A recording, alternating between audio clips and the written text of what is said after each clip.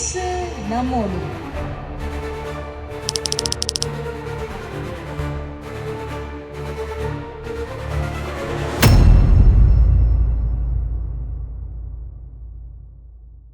அருமையான தேவ பிள்ளைகளே, இந்த இயேசு நம்மோடு நிகழ்ச்சியினூடாக உங்களை சந்திப்பதிலே மிக்க மகிழ்ச்சி அடைகிறேன்.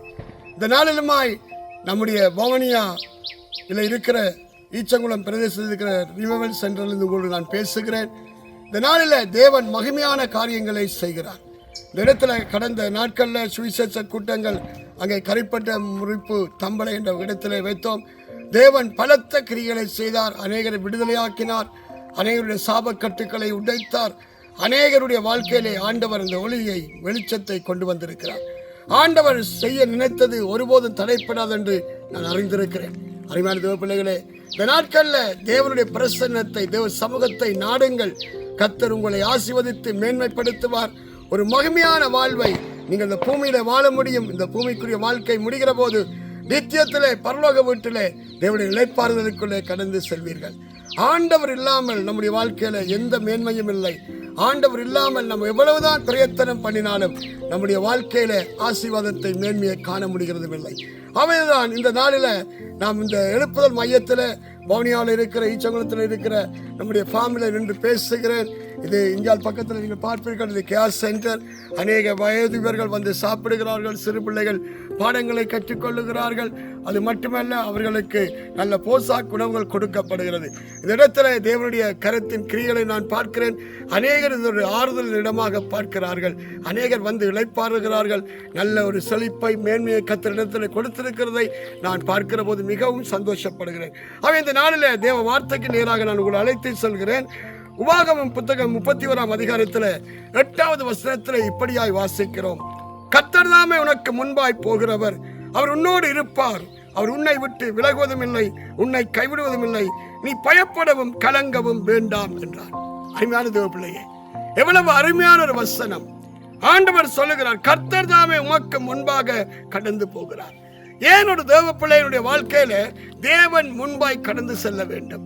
ஏன் தேவன் அவனுடைய வழியிலே அவனுடைய காரியங்களை வாய்க்க பண்ணுவதற்காக அவர் முன்பே கடந்து செல்கிறார் அநேகர் சொல்லுகிறார்கள்.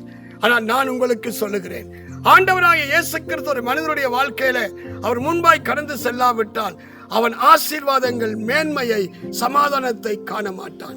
ஆண்டவர் சொல்லுகிறார், நான் உனக்கு முன்பாய் போய் கோணலானவைகளை செவ்வையாக்குவேன். பிசாசானவன் நம்மை அழிக்க, நம்மை கொல்ல, நம்முடைய வாழ்க்கையில் இருக்கிற ஆசீர்வாதம் திருடவே வருகிறான். ஆனால் தேவனோ நமக்காக தம்முடைய ஜீவனை கொடுத்து அது பரிபூர்ணப்பட வந்தவர். அதனால்தான் நம்மை காக்கிற தேவனாய கர்த்தர் அவர் உறங்குவதும் இல்லை, தூங்குவதும் இல்லை. அருமையான தேவபிள்ளையே, இந்த வசனத்தை கவனித்து பாருங்கள். உனக்கு முன்பாக போகிறவர், அவர் உன்னோடு இருப்பார். எந்த வேளையிலும் யார் நம்மை கைவிட்டாலும் அப்பா கூட இருக்க வேண்டும். யோசேப் என்ற ஒரு தேவ மனுஷனை பார்க்கிறோம். சொந்த சகோதரங்களே அவனை குழியில் போட்டார்கள். அந்நிய தேசத்தானுக்கு வித்து போட்டார்கள்.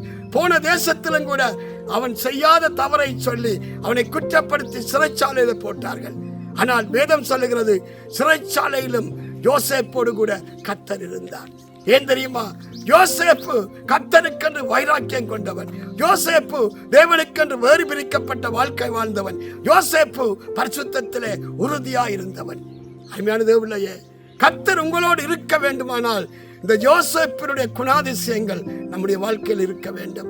அப்படி இருக்கிற போது கர்த்தர் உனக்கு முன்பாய் கடந்து செல்வார், கோணலானவைகளை செவ்வையாக்குவார்.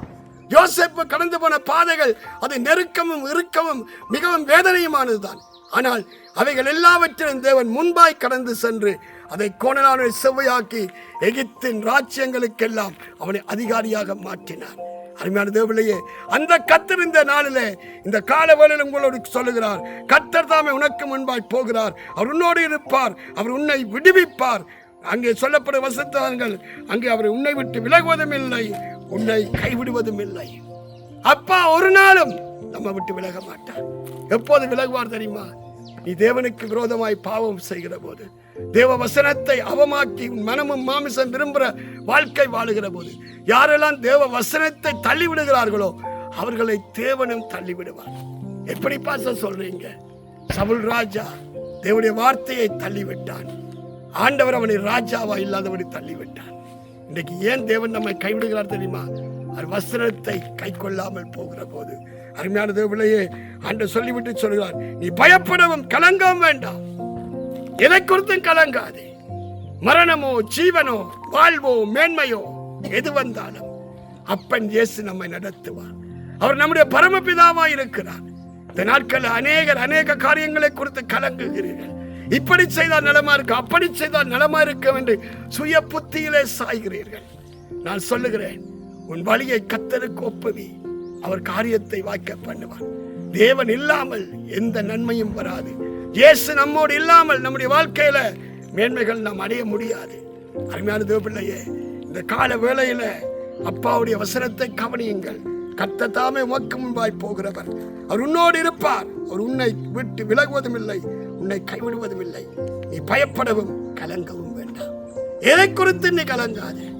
ஏனென்றால் உன்னை நடத்துகிறவர் என் தேவனாகிய கர்த்தர். அதனை உறுதியாய் பிடித்துக்கொள். நீ மனுஷர்கள் உன்னை நடத்தல, ஆளுமை செய்யல. மனுஷர்கள் கையிலிருந்து உனக்கு நன்மைகள் வருகிறது இல்லை. நான் சொல்லுகிறேன், வானத்தையும் பூமியை உண்டாக்கின கர்த்தர் உன்னை நடத்துகிறார். எப்படி நடத்துகிறார்? நீ அவர் வசனத்தை கை கொள்ளு, அவர் பிரசன்னத்தை வாஞ்சி, அவர் உனக்கு கொடுத்த சபையில உறுதியாய் தரித்திரு. அப்பா உன்னை கைவிட மாட்டார், உன்னை விட்டு விலக மாட்டார். உனக்கு எதிராக எழும்புகிற ஆயுதங்கள் வாய்க்காதே போகும். அருமையான மகனே மகளே, இது கடைசி காலம். வஞ்சிக்கப்பட்டு போய்விடாதீர்கள். தேவ சமூகத்தில் விழித்திருங்கள், ஜெபித்திருங்கள். ஆண்டவருக்கென்று ஊழியம் செய்து நல்ல கனிகளை கொடுங்கள். அப்பா மகிமையானதை செய்வார். நான் உங்களுக்காக ஜெபிக்கட்டுமா? தகப்பனே, இந்த நாளிலுமா இந்த தேவ செய்தியை கேட்கிற ஒவ்வொரு பிள்ளைகளுக்காய் மன்றாடி ஜெபிக்கிறேன். அப்பா, இந்த நாட்களில் தடைகள் உடைக்கப்படுவதாக. சிந்தையில் இருக்கிற குழப்பங்கள், இருதயத்தில் இருக்கிற பயங்களை நீக்குங்கப்பா. ஆண்டவரே, கர்த்தருடைய ஆசீர்வாதமே ஐஸ்வர்யத்தை தரும் என்று சொன்னீங்க. உங்க ஆசீர்வாதம், அந்த வார்த்தை பிள்ளைகளுடைய வாழ்க்கையில ஐஸ்வர்யத்தை, மேன்மையை கொண்டு வரத்தக்கதா அனுக்கிரகம் செய்யும்.